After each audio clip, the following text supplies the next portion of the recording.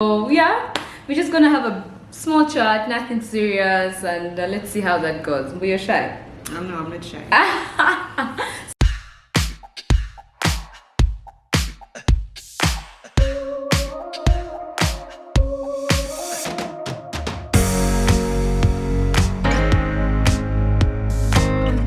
Guys, how are you? Welcome back to my YouTube channel. My name is Priscilla, and I have a guest today, a friend of mine. So I'm spending the night at her house, and we decided to just make a video and just do a small chit chat. She's never been on this channel, so Consolate. I think I made a cameo on this channel. When you had like a photo shoot. Hey, yeah, on Watagandi.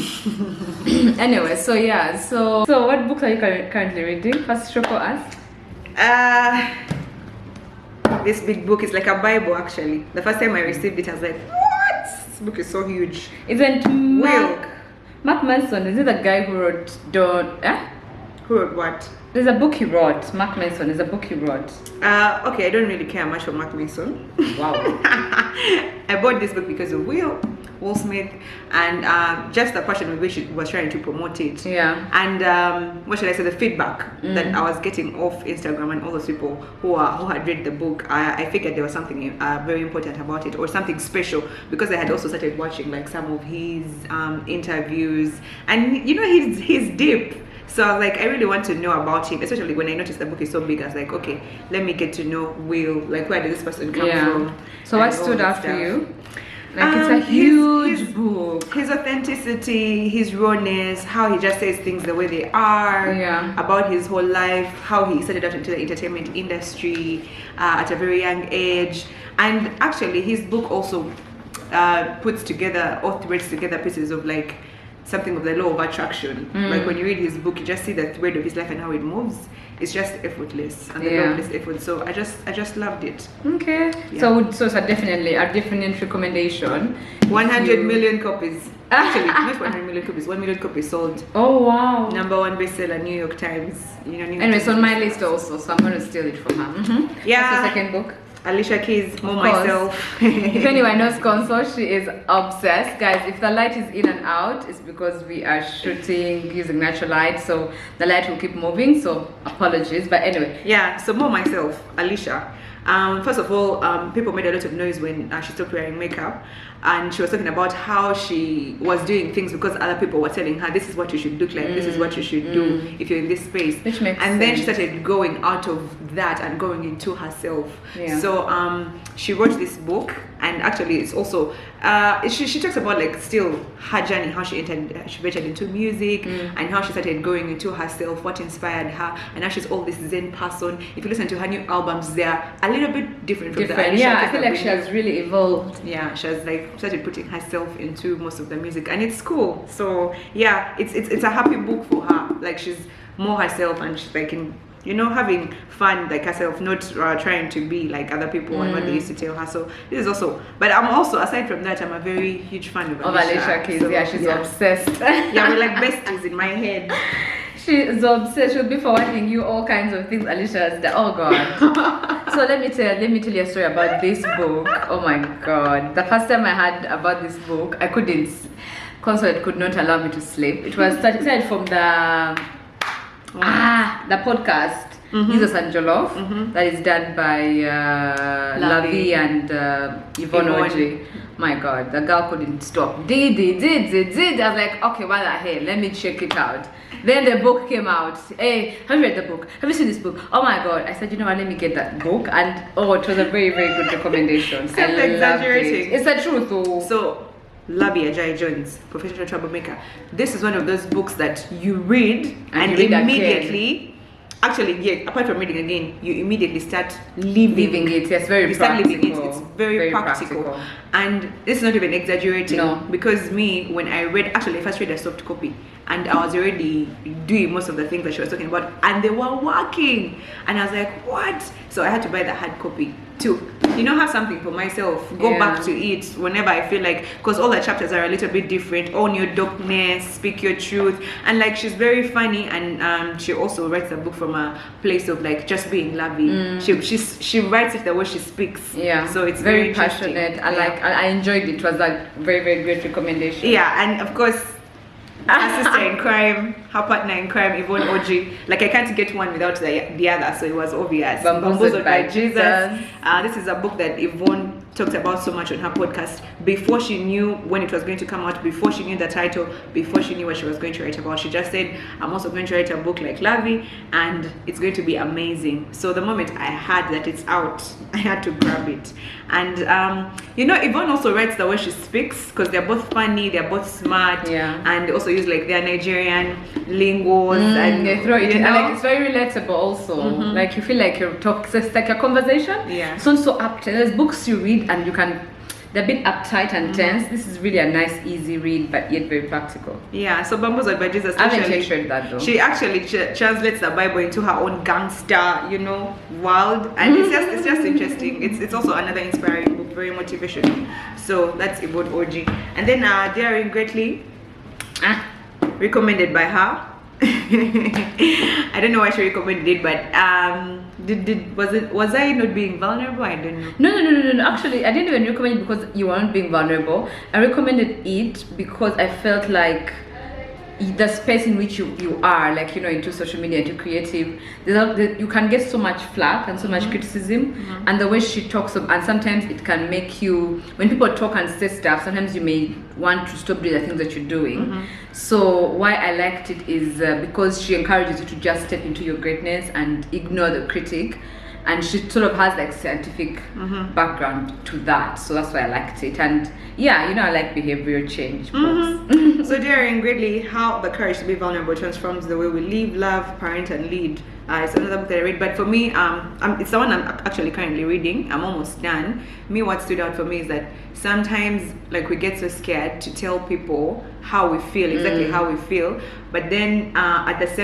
same time, when you tell people how you feel, then you build trust. So like trust doesn't come, there's no trust minus vulnerability. That's true. So and it had just happened in an incident. Sometimes things come to you at the exact time when you need them. So I had just had a situation like that with someone, and I realized that this person could tell me this and that, so I feel like because they were vulnerable with me, they can now trust me, because now I gave them, I don't know, I got like a different level of respect for them, and I was like, this is something I have to keep to myself. If the person trusted me so much to tell me this, then so we built that trust. We took our friendship to the next level because of that. So it was very practical like that. So wow, so these are 1, 2, 3, 4, 5 books. So these are her 5 current favorites and recommendations. So anyway, of all of them, at least I'm happy to say that some of them are on my reading list. So Siri Waranyo, I'm following, except Alicia. I mean, I'm not a big fan, and that's a very beautiful book. I will read it because you've recommended it, but it's not a book that I would go and buy for myself. But I feel like we resonate, like her spirit and everything, especially the place she's in right now. I just love. Anyway, so we've always been talking about, I've always joked around saying, you're my manager, you're my social media manager, you're my influencer manager. By the way, still putting, as in, okay, oh my god, like, just say, yes, constantly, that's cool. Hey, I be wanting like, hey, you be calling people, hey, yeah, babes, love, what, and then me, I have manager, really? Like, but manager is like very affectionate when I say it. Okay, I shall say babe. Anyway, so like talk to me about the potential of social media influencing in Uganda. Like I know that right now in countries like Kenya, it's like a really huge thing. In countries like South Africa, it's a really huge thing. And like even every time when I meet a few people who are in the influencing space, we talk about how it is in Uganda. Like it's growing, but I feel like it's not catching on as quick as it has in other markets. And you having been doing this work for quite some time with Kafuna Creative, what are your thoughts? Like I'm curious to hear what's the potential for that, like how can someone position themselves, and like what are the challenges that you foresee that we face, or that just talk to me. Why does that sound like an interview? That sounds so long and Don't roll your By the way, eyes. I'm always rolling my eyes with this Asking girl. difficult questions. What Anyway. difficult questions? Asking difficult. I'll say what I'll say what I think I can say about that. So for countries like Kenya catching on faster than Uganda, of course, that is expected. Those guys got into it very fast and they discovered its potential very fast. That's why they are way ahead of us. So, like anything that comes and starts in a particular place, it always starts moving slowly to others. I guess that's why Ugandans are just catching up on it right now. But the potential is so huge, it's so massive, and right now it's such a big deal. Yeah. Because most influencers are actually advertising products, brands, services, and all that stuff. And I guess most of the brands that are using influencers have realized that it's very important to put a face to something, something that is relatable, someone that people can look at and say, oh, I know that person, and if they're using this, then they're real people using it, instead of just getting a billboard and using normal random pictures from Google. They call them stock images. You see, like, wait, I've seen that picture, every brand is using it, you get Or just getting Rihanna's pictures and you use it for like darling or something, and you advertise like a video. Do you know that even our friend Karen is like a saloon brand ambassador somewhere in a saloon in Bahara, but we want to go there. But anyway, the thing is, most brands have realized that it is very important to have a face, a real person, a human, speaking to people and connecting with them and relating with them, for them to understand how their product works, and just to form this whole relatability thing between the consumer and the person. So influencers are doing really, I don't know, right now more than ever, influencing is such a big deal. So if you know how to do your content right, if you know how to understand where the brand is trying to go or where your client is trying to go, and you know you're not doing what everyone else is doing. That's why they're using you as an influencer, and they're not going to TV or not going to an agency and creating the normal adverts that we're used to. And also because social media is such a big deal, less people, actually, when you look at statistics now, less people watch TV, especially when you start looking at the different age groups. Actually, I don't watch TV myself. So and the other thing is that now social media is growing. Almost everyone has a Facebook account.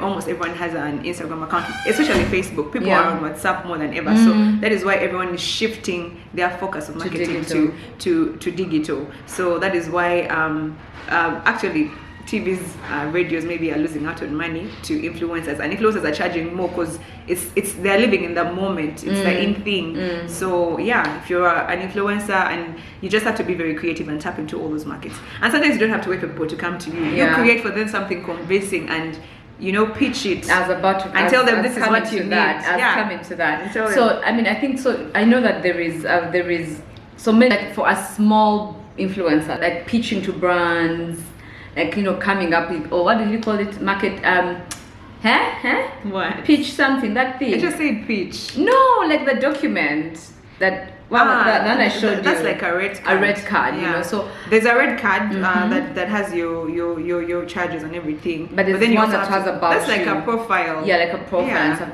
So like, how does a micro influencer? I think my card got full. Apologies. Anyway, so I was asking, like, for a micro influencer, how can they posture themselves? Like, do numbers matter, or it's what you do with that? Like, I don't know, like for our market, like you guys are really very young and emerging. Because unlike in big markets where this is already a big thing, people say numbers don't matter as long as you have the brand and stuff like that. So in Uganda, like, what has been your experience? And but also, do brands pay? Where should we start from? Wherever you want to start. I think let me start from the whole thing of numbers and brands and everything. Or also, you call them nano, micro. Okay. So this is the thing. There's people who have a huge following but no engagement. So as a brand, someone will come and actually see. You might have 500 followers, but when you post something, do you get 300 comments? Do you get 100 comments? Are people showing interest in your content?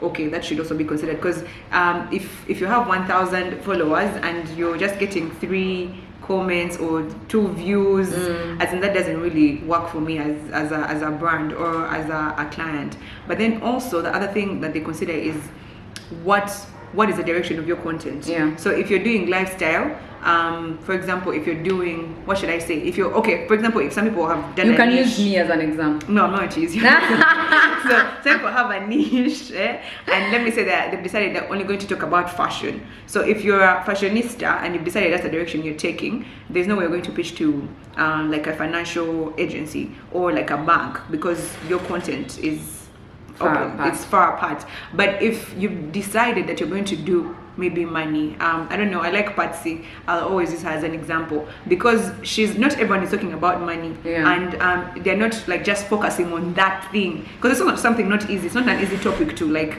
put out there and share and create content for. But I like the fact that she has stuck to it, and she's really grown. Yes, and she's really grown, and she stuck to it, and she keeps reinventing her content and everything. So if I was like what should I say, a financial agency or something, and someone hit me up for influencers, she's the first person who would come to my mind. And if I pitched them for that, of course they would say, yeah, this person, the people who are there to follow her, the people who are engaging with her, are really interested in money. How can I save money? How can I make money? How can I make it grow? So this is the right person. So again, you're supposed to know your staff, and make sure you're pitching to the right people and pitching to them the right way they want the message to go out there. So I think when you get a niche, that also helps you to know what kind of content you want to create and what kind of people you want to work with.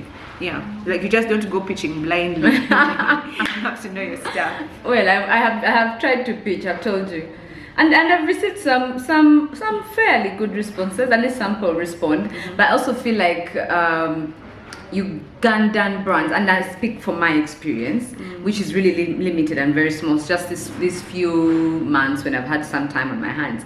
But I feel like Ugandan brands do not quite yet appreciate or understand the power of social media influencing and how that looks like. Or I think they'd rather work with a celebrity who has I think that is for them what they consider influencing, but like an ordinary Ugandan who has turned their platform into a content creating machinery or something,